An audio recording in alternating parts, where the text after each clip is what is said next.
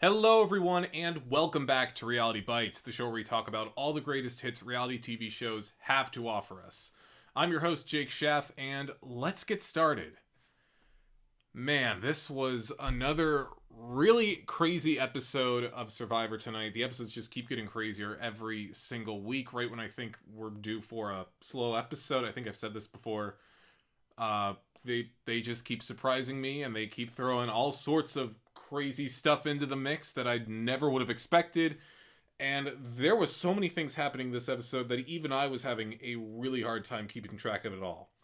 But I tried my best, and we're going to talk about it right now. Survivor Season 40, Episode 12, Friendly Fire.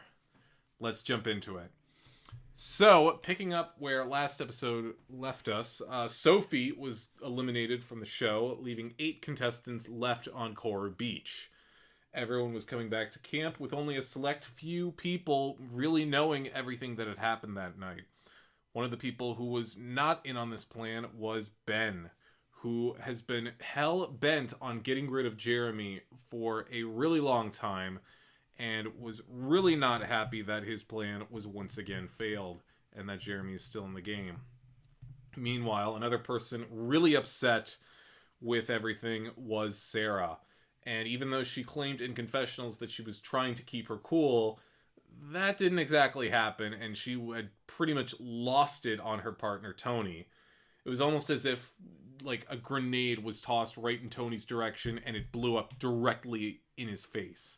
Sarah was not happy. She was saying, "We're done. This alliance is over. I don't want to see you after this game." Yet, later in the episode, we see the alliance working just fine. So, I don't know if it was just spur of the moment, Sarah was just really upset, or they just managed to patch things up really quickly, but it was weird. Like, the relationship between Tony and Sarah really fluctuated throughout the entire episode. It was weird to see, but honestly, that didn't really surprise me for Sarah to be that upset at Tony, given how close she and Sophie really were, and how they pretty much had sort of like another final 2 deal. I can understand Sarah not being happy with Tony, but Tony kind of did accomplish his goal. He wanted to separate the two of them and have Sarah all to himself, and it pretty much worked. Sarah's still latched on to her Copsaurus buddy and is hoping to take the rest of this game by force. So after Tony patches things up with Sarah, he then turns to Ben and tells him, "No, we're still good, everything's still fine."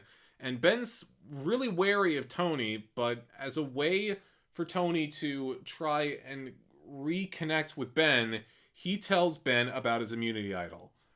Not crazy about that idea. As I've said before, it's never a smart idea to tell anyone about your immunity idol. If I found one, I wouldn't tell a soul. The more people who know about it, the higher risk of word getting out that you have one, and then you get totally stabbed in the back with it. I mean, it just happened to Sophie.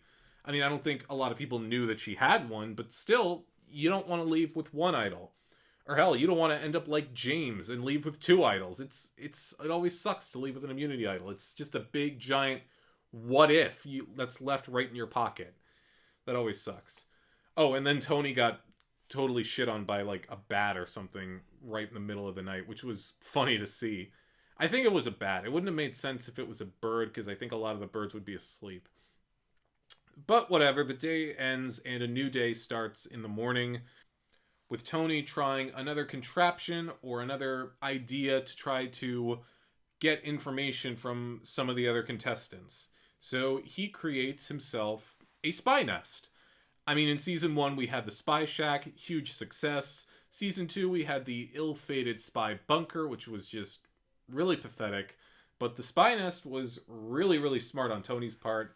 I don't really know how much information he got from it this episode. It didn't really seem like he used it that much, but it's nice to know he has another little hideout to just hang out and try to find information from as many people as he can.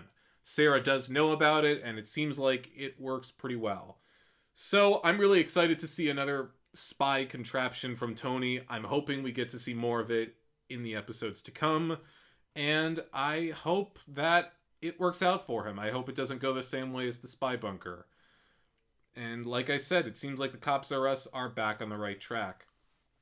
Meanwhile, while Tony and Sarah are still buddy-buddy. Two people that are not buddy-buddy are Jeremy and Ben, with Ben just pretty much acting like a child and not even wanting to talk to Jeremy.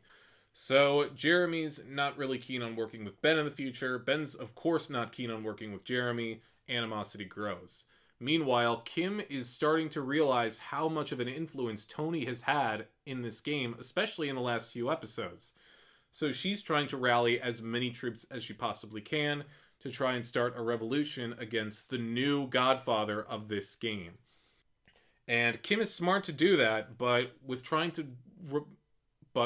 to forge an attack against a big target like Tony, you have to be careful. And as we saw later in the episode, sometimes these plans work out and sometimes they do not. So Kim was smart to think of one, but I think she should have planned a little harder, or been a little more discreet about it. So let's head over to the Edge of Extinction real quick. We have another challenge for the contestants there, and it's another huge one. As I've said before, with one of their previous challenges, the one where they had to collect the logs from the top of the Edge of Extinction, and how I mentioned how it was a very impactful challenge, and how it really showed us how difficult the Edge could be, we had a similar challenge this time, where you had to collect 20 coconuts, one at a time from behind the island, and the first 6 to do so would each receive 2 fire tokens. So there were 12 fire tokens up for grabs. 11 contestants, 6 of them get 2, 5 of them get nothing. And right off the bat, everyone is interested, and everyone is trying their best to get the tokens. Right off the bat, I'm starting to get the sense on who's going to get the tokens. Right away, I knew Natalie was going to get them because of how much she had been killing these past few challenges. Plus, given her career as a CrossFit coach, I knew that this was just probably a light exercise for her. So her getting the 2 tokens didn't surprise me at all. Sophie, she was another big force in the challenge. I was kind of surprised by that, but then again, she's not as tired as everybody else on the edges because she hasn't been there that long. So her getting 2 tokens, I guess, shouldn't be that surprising either. And another early frontrunner in the challenge was Boston Rob. He was in the lead at the start, but knew that it wasn't so much important to be first, just to make sure that you actually were one of the first 6. So he tried to hang back a little bit, make sure somebody else got the glory of first place. And while that worked for a while, unfortunately, Boston Rob's dream for 2 fire tokens did not come true. As he was walking back to the camp, he slipped on some rocks and really hurt his elbow. Blood was dripping all the way down his arm. It was nasty. And with him having to take care of that, he pretty much kissed any chance of him getting the tokens goodbye. Which was unfortunate to see, but of course you have to make sure you are alright if you're going to try a big challenge like that. Other people like Adam and Ethan were pretty much out of the challenge early on. Adam was in last place from the start. He knew this wasn't going to be his challenge to win. And with how much Ethan struggled during the log challenge, I didn't really think he was going to succeed in this one either. I mean, even though he did the log challenge, I knew he wasn't going to get this one. So more and more people finish the challenge. Yule gets 2 tokens. Tyson and Parvati, they get 2 tokens each. And it comes down to Danny and Wendell as to who's going to get the final spot and who's going to get 2 tokens. And even though Wendell was leading, I was starting to think maybe this is Danny's chance for glory. We haven't seen a whole lot of her this season. I'm thinking she's due for a win. Maybe she's going to get it, but no. The deficit was too much for her to make up, and she unfortunately did not get the tokens. Wendell did. So at the moment, Natalie, Sophie, Yule, Tyson, Parvati, and Wendell each have 2 fire tokens. And if Natalie and Parvati still have the 6 fire tokens they received from Tony last episode, I don't know how they split it up or if they spent it on something, but I would assume they would have split them. I'm thinking maybe each of them has 5 tokens? I really don't know. The status of fire tokens on the edge is really up in the air. I've really lost track. But while they were celebrating their brand new tokens, Boston Rob decided to get up and finish the challenge anyway, just as a matter of pride. He knew he wasn't going to win the tokens, but he figured, I need to prove this to myself. And it was a good moment for him. I mean, I know this season hasn't really gone his way, with him being one of the biggest players that the game has ever seen. I think a lot of people on the edge need a win, and that was important for Rob to accomplish. And I think that was important for Amber to see too. She could see how much Rob was struggling, and it meant a lot to her as well that he was able to get this done. So I don't think the challenge was as impactful as it was the first time, but I didn't expect it to be.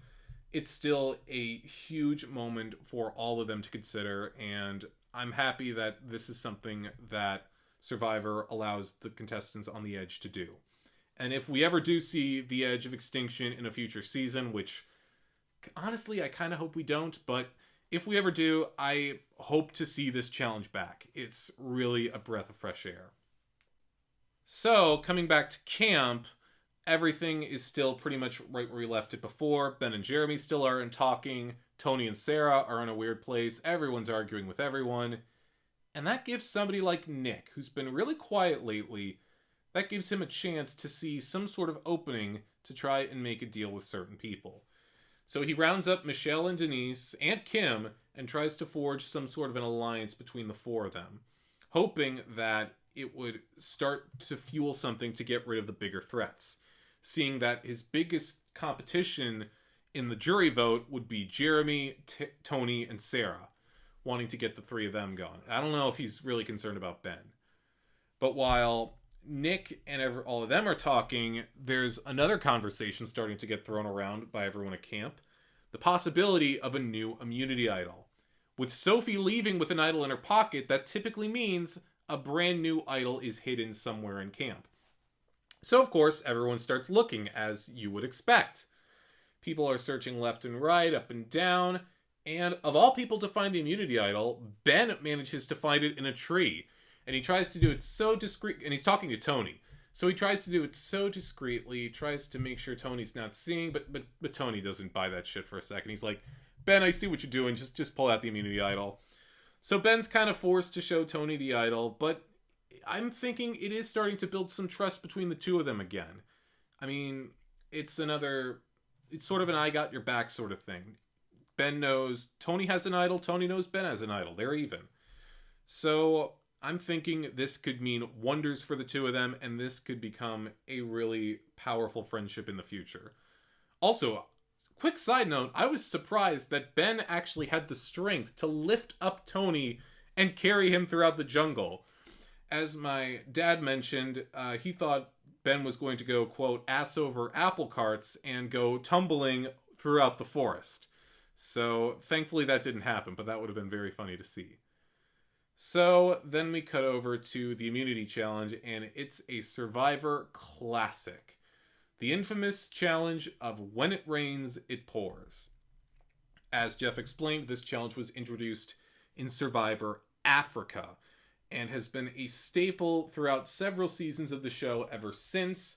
All you gotta do is hold up your arm, attach it to a rope that's attached to a bucket, and if you drop your arm, the bucket drops water all over you and you're out of the challenge.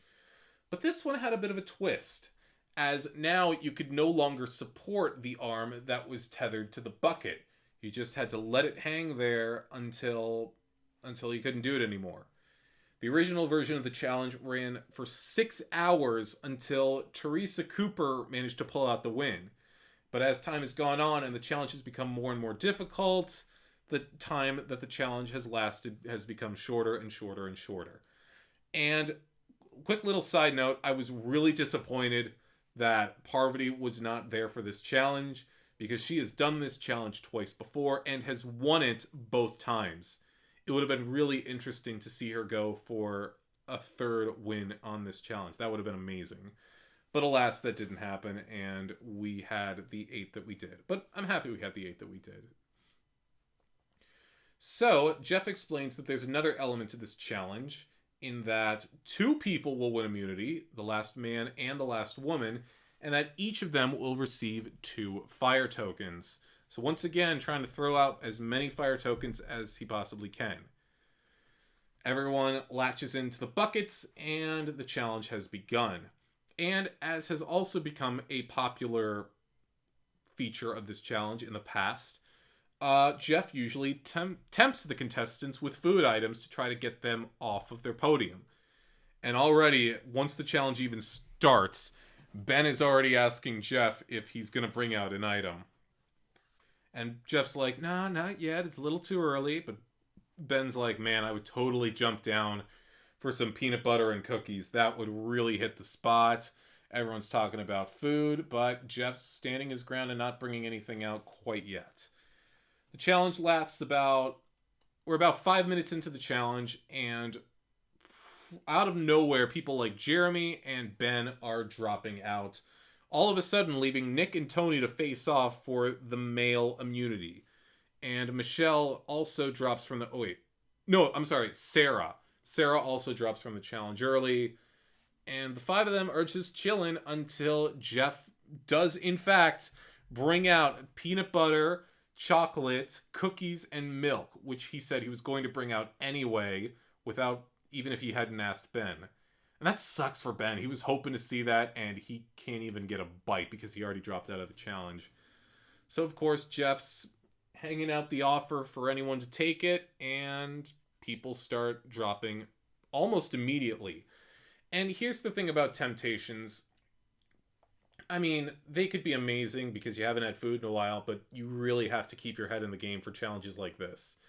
If you drop off, grab some of that food, and then you're voted out, it suddenly doesn't become worth it anymore. You remember the people who have suffered that fate, who dropped out of a challenge like this for food, only to be voted out that same night. People like Ozzy, or Jay Byers from One World, or hell, even Jeff Varner.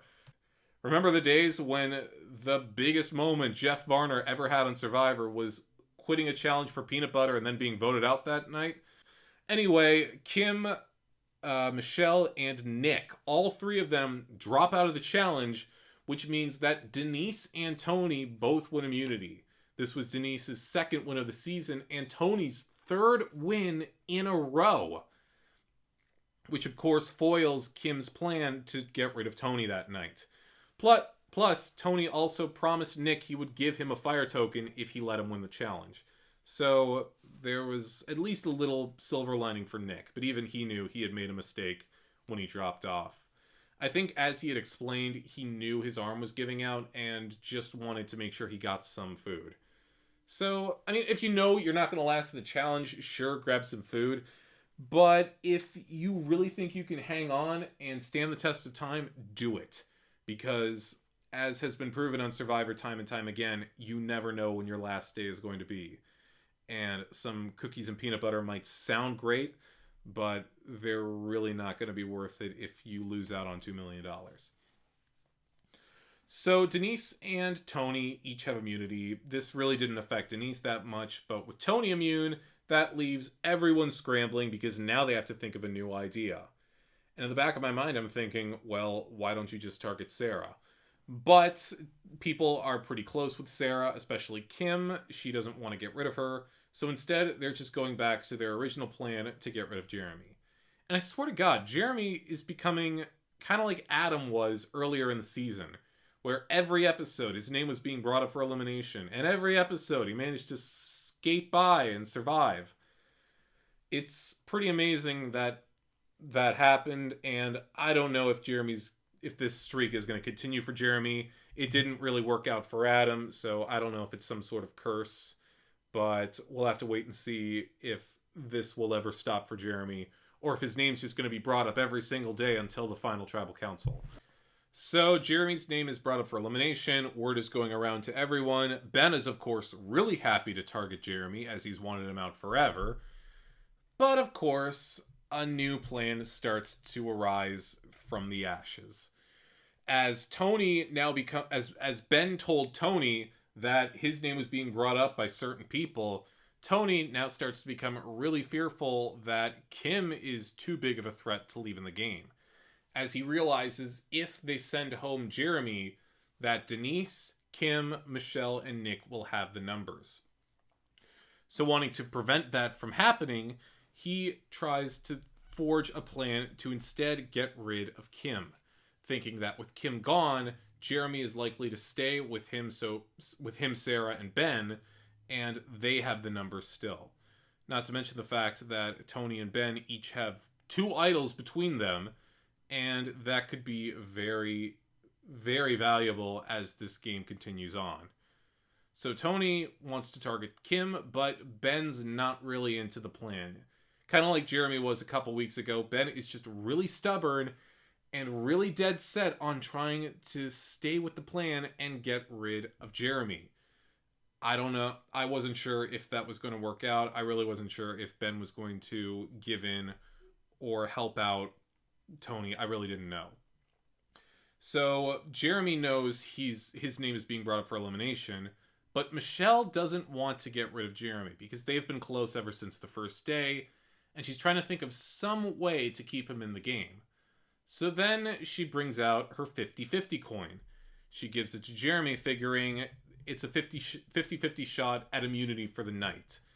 And if he uses the coin, no real blood on Michelle's hands because Jeremy doesn't have to say he got it from Michelle. And he could stay, and that would cancel out any votes, and Kim would probably go home anyway. So Jeremy decides to take the coin, figuring he would play it if need be.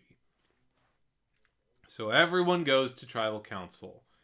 And this is where all hell breaks loose. Once again, as has become a common theme throughout this entire season, whispering becomes crazy at tribal council almost immediately. Tony and Jeremy whisper, trying to reaffirm their plans to get rid of Kim. Ben is glaring over at them. He's not happy. And as everyone sees Tony and Jeremy whispering, this of course starts the trend, and everyone just starts talking to each other. There are so many plans going out and so many plans being mentioned. I think there was... Sarah was worried her name was being brought up, even though I don't think anyone was targeting Sarah that entire episode. So she was trying to get Tony to play his immunity idol on her.